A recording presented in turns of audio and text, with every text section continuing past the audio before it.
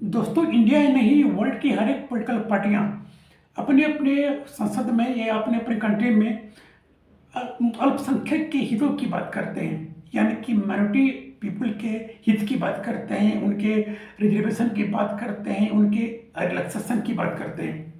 वो हर एक क्षेत्र में वो चाहते हैं कि उनके कंट्री के जो अल्पसंख्यक हैं, भले वो फाइनेंशियल रूप से स्ट्रांग हो, लेकिन जो अल्पसंख्यक है उनको उनको एक जगह मिले, उनको हर एक फील्ड में रिजर्वेशन मिले। हर एक, चाहे वो किसी भी फील्ड की बात मैं कर रहा हूँ, हर एक फील्ड में उनका वर्चस्व हो, वो हमेशा आगे रहे।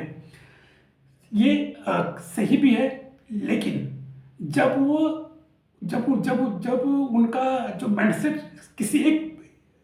किसी एक पक्ष के लोगों को उत्थान करने की बात करते हैं, तो फिर ये गलत हो जाती है।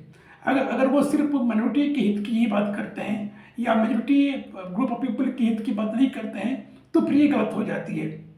अब देख सकते हैं कि चाहे वो मैं इंडिया की बात करूं, आप इंडिया की ही देख लीजिए। हर एक पोलिटिकल पार्टियां वो चाहते हैं कि वो अपने अपने स्टेट में, अपने राज्य के अंदर वो अल्पसंख्यक के हित की बात करते हैं। वो चाहते हैं कि उनके कंट्री में या उनके स्टेट में जो भी अल्पसंख्यक है उनको ज़्यादा से ज़्यादा रिजर्वेशन मिले, उनको ज़्यादा से ज़्यादा रिसोर्सेस मिले, हर कुछ मिले। लेकिन वो कभी भी वो बहुसंख्यक जो ग्रुप ऑफ पीपुल है उनकी वो बात नहीं करते हैं।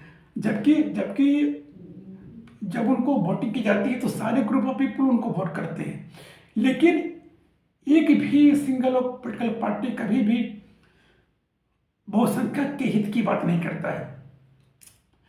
और यही यही दिक्कत की बात है।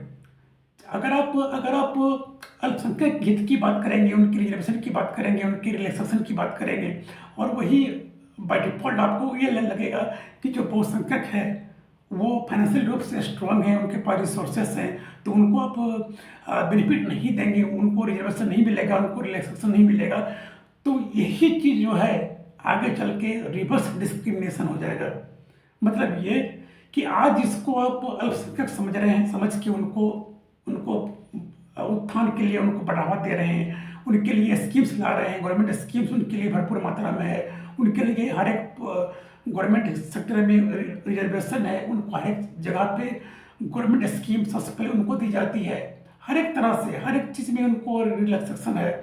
वही जो मेजोरिटी ग्रुप ऑफ पीपल हैं, जिन्हें हम लोग बहुसंख्यक कहते हैं, भले उनके पास रिसोर्सेस नहीं है, वो गरीब हैं, फिर भी उन्हें किसी भी तरह की कोई भी गवर्नमेंट स्कीम नहीं दी जाती है, उनको किसी तरह से रिजर्वेशन नहीं दी जाती है, उनको किसी भी तरह से एज रिलैक्सेशन नहीं दी जाती है।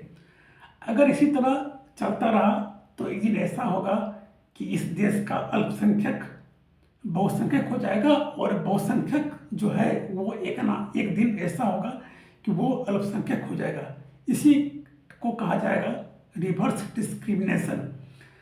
ये वर्ड काफ़ी पॉपुलर हुआ था तब जब 20वीं सदी के अंत में यूनाइटेड स्टेट में वहाँ के संसद ने, जब वहाँ के पॉलिटिकल पार्टी जो थे पार्लियामेंट में महिलाओं और वहाँ के जो काले लोग थे और विकलांग लोगों के लिए रिजर्वेशन की घोषणा की थी, तब जाके वहाँ के संसद में हंगामा हुआ था, वॉकआउट शुरू हो गया था। हर तरफ एक विरोध प्रदर्शन हुई थी, और तभी उसी दरमियान यूएस में इस टर्म का यूज किया गया था, रिवर्स डिस्क्रिमिनेशन। उनका ये मानना था, वहाँ के जो कॉमन पीपल थे, जो कि मेजोरिटी ग्रुप ऑफ पीपल से ताल्लुकात रखने वाले थे, उनका ये मानना था अगर ऐसा ही चलता रहा तो एक दिन जो बहुसंख्यक है, यानी कि जो मेजोरिटी ग्रुप ऑफ पीपल है, वो एक दिन इनकी स्थिति खराब हो जाएगी, और वो एक ना एक दिन माइनॉरिटी में चले जाएंगे। इसलिए इस चीज़ की वहाँ पे काफ़ी ज़्यादा हंगामा इसकी हुई थी। और मैं अगर बात करूँ इंडिया में, तो इंडिया में एक स्टेट है बिहार, जो अभी वहाँ के जो सीएम है नीतीश कुमार हैं। नीतीश कुमार ने भी घोषणा की थी जो भी SC ST और OBC कैटेगरी के जो लोग हैं उनकी रिजर्वेशन जो है वो 65% करने की बात उन्होंने किया था, जिस कारण से पटना हाईकोर्ट में एक PIL दायर की गई थी, जो वहाँ पे नीतीश कुमार को झटका लगा, और पटना हाईकोर्ट ने ये कहा कि इतनी ज़्यादा रिजर्वेशन नहीं दी जाएगी। तो इसी के एवज में बिहार के CM नीतीश कुमार ने सुप्रीम कोर्ट में अपना अपना अपील किया है। देखते हैं कि सुप्रीम कोर्ट इसमें क्या देती है डिसीजन। अगर ये डिसीजन आ गई कि एसटी ओबीसी को 65% रिजर्वेशन मिलेगा बिहार में, तो ये भी एक तरह से रिवर्स डिस्क्रिमिनेशन कहलाएगा।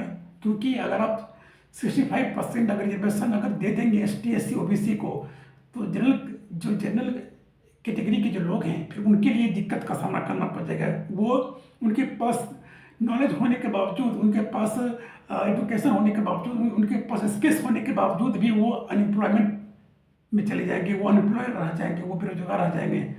तो ऐसा नहीं होना चाहिए। अगर आपको तरक्की करनी है तो बराबर तरक्की करें।